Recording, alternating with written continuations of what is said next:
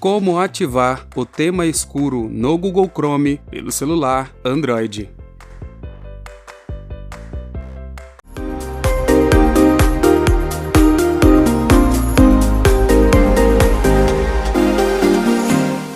Bem-vindos a mais um vídeo aqui do canal. Eu sou o Railson Martins e neste vídeo eu vou mostrar como ativar o tema escuro no Google Chrome pelo celular. Mas antes de tudo, se você é novo por aqui, aproveita a oportunidade e inscreva-se no canal.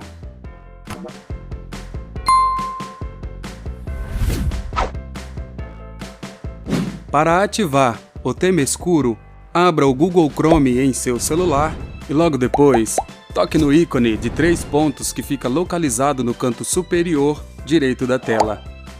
Em seguida, toque em Configurações e logo depois, toque em Tema. Então, selecione a opção Escuro.